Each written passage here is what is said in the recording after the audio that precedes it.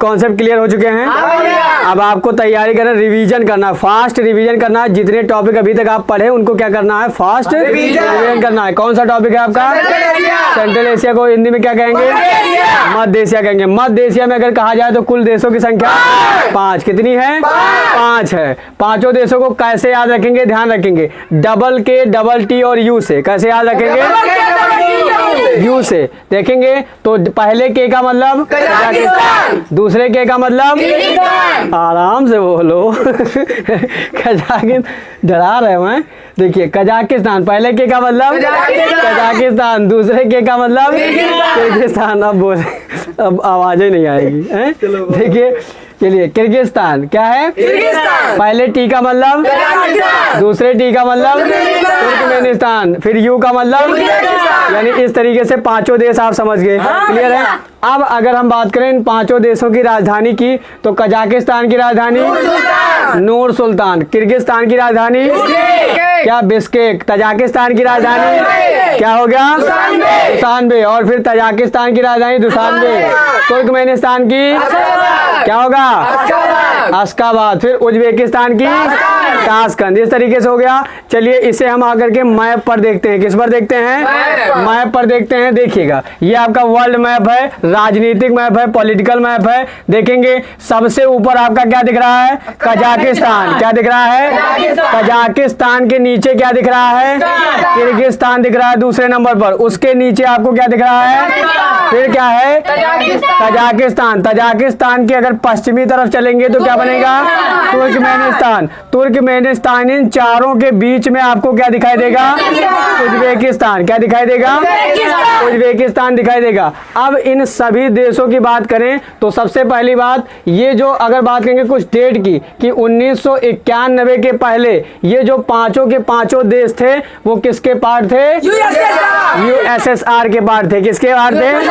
USSR. अब USSR क्या है, इसकी फुल फॉर्म भी पूछी जाती है, तो आप जानते हैं क्या होगा? Union of Soviet socialist Republic. Clear? Union of Soviet socialist Republic. इसे हिंदी में क्या कहेंगे? हाँ, सोवियत समाजवादी गणतंत्रों का संघ। क्लियर है? तो इस तरीके से यानी 1991 के पहले ये सभी किसमें थे? यूएसएसआर में। 1991 के बाद ये किसमें आ गए? सेंट्रल एशिया में आ गए। बात क्लियर है? ठीक है। तो अब बात करेंगे मध्य एशिया के आगे जो प्रश्न बनते हैं, जैसे कुछ सभी के लिए, यानी इन पांचों देशों को क्या कहते हैं?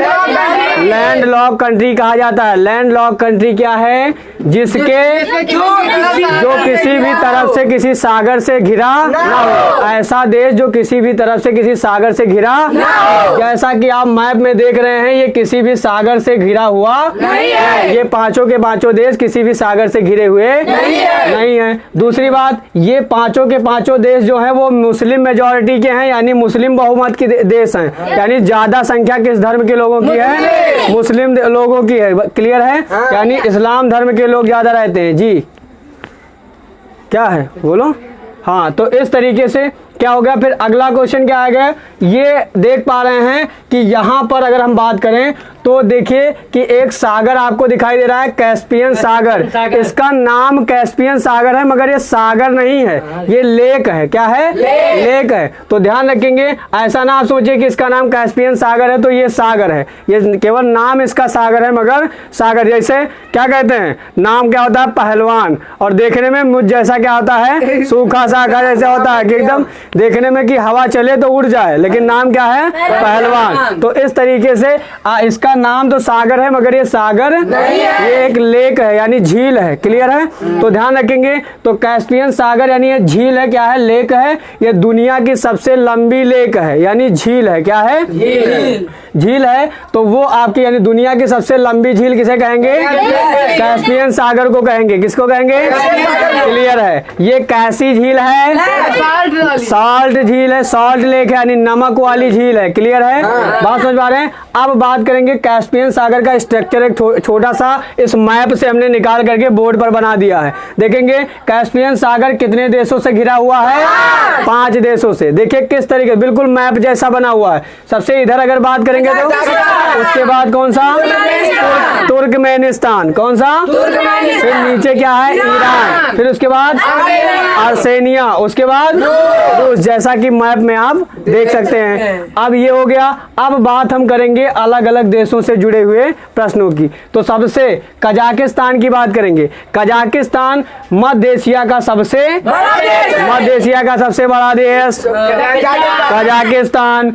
अगर विश्व या दुनिया लेवल पर बात करेंगे तो कजाकिस्तान के 9वें नंबर पर। कै नंबर पर? 9वें नंबर पर। अब एक बात और ध्यान रखेंगे, इसमें एक नदी बहती है, यूराल नदी। कौन सी? यूराल नदी क्या करती है? जो कजाकिस्तान को 2 भागों में बांटती। कौन सी नदी कजाकिस्तान को 2 भागों में बांटती है? यूराल नदी। कौन सी नदी?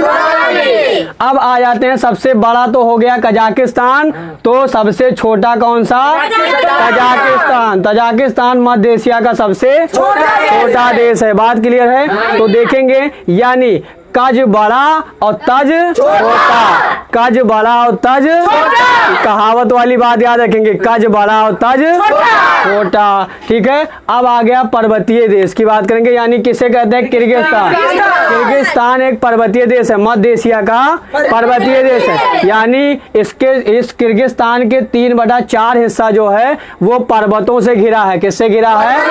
पर्वतों से घिरा है। बात क्लियर है? पर्वतों से घिरा है। तो इस तरीके से मध्य एशिया का कौन सा देश है जिसमें पर्वत ज्यादा हैं? किर्गिस्तान। कौन से? किर्गिस्तान। फिर अगला आता है तुर्कमेनिस्तान। तुर्कमेनिस्तान की खास बात क्या है? यहाँ नेचुरल गैसें ज्यादा पाई जाती हैं। ये सभी देशों को क्या देता है? प्राकृतिक गैस प्रदान करता है। प्राकृतिक गैस यानी विश्व का 10% गैस केवल इसी देश में उत्पादित होता है। ये सभी देशों को क्या करता है? गैस प्रदान करता है। अपना भारत जो है वो भी इससे क्या करता है? प्राकृतिक गैस को लेता है। तो ध्यान रखेंगे, इसी को चलते हुए क्या किया गया? एक योजना बनाई गई थी 2015 में, 2015 से 2019 तक की। कौन सी? Gas pipeline. यानी जो तुर्कमेनिस्तान से भारत तक आती थी उसका नाम क्या रखा गया? तापी। TAPI। क्या है वो? टी का मतलब तुर्कमेनिस्तान, ए का मतलब अफगानिस्तान, पी का मतलब पाकिस्तान, आई का मतलब इंडिया यानी कि भारत। इसी को मैं दिखा रहा हूँ मैप पर। कहाँ पे दिखा रहा हूँ? देखिए बेटा, ये आपका तुर्कमेनिस्तान है। क्या है? तुर्कमेनिस्तान है। तुर्कमेनिस्तान के बाद आपका पड़ता है अफगानिस्तान। क्या पड़ता है?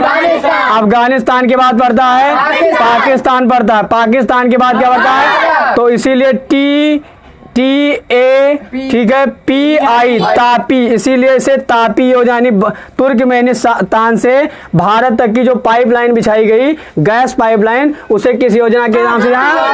तापी योजना के नाम से जाना गया, जो 2015 से 2019 के बीच रखी गई थी। क्लियर है? अब ये हो गया। बात आ गई उज्बेकिस्तान की। किसकी आ गई? तो उज्बेकिस्तान की राजधानी है ताशकंद। ताशकंद बहुत फेमस चीजें हैं। क्या हुआ था? ध्यान दीजिएगा, एक एग्रीमेंट हुआ था, ताशकंद एग्रीमेंट। कौन सा? ताशकंद एग्रीमेंट हुआ था। कब हुआ था? 1965, 1965 में। कब हुआ था? हाँ, कब हुआ था? किसके द्वारा? USSR द्वारा, जिसमें इंडिया और पाकिस्तान को भी सम्मिलित किया गया था। क्लियर है? तो उस एग्रीमेंट पर सिग्नेचर कब किए गए थे? 10 जनवरी 1966 को। सिग्नेचर किसने किया था? लाल बहादुर। हाँ, ध्यान दीजिएगा, उस समय इंडिया के PM थे LBS यानी लाल बहादुर शास्त्री जी। ठीक है, और पाकिस्तान के PM थे आयुब खान। कौन था?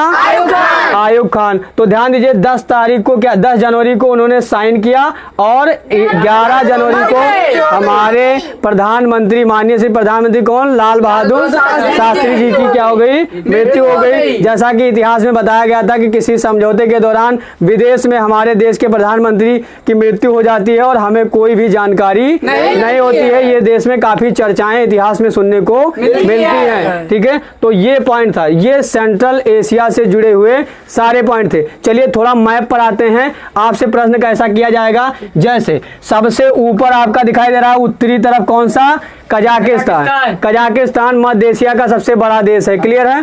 तो देखिएगा अब आप क्या कहेंगे, यानी कजाकिस्तान के क्या कहेंगे दक्षिण यानी नीचे दक्षिण दिशा में कौन सा देश है, किर्गिस्तान। किर्गिस्तान के दक्षिण और थोड़ा पश्चिम में कौन सा देश है, तजाकिस्तान। तजाकिस्तान के पश्चिम में कौन सा देश है, तुर्कमेनिस्तान। तुर्कमेनिस्तान। इन चारों के बीच में कौन सा देश है, उज्बेकिस्तान है। बात क्लियर है। तो आप जानते हैं सबसे बड़ा कजाकिस्तान और सबसे छोटा यानी कज बड़ा और तज छोटा। बात क्लियर है।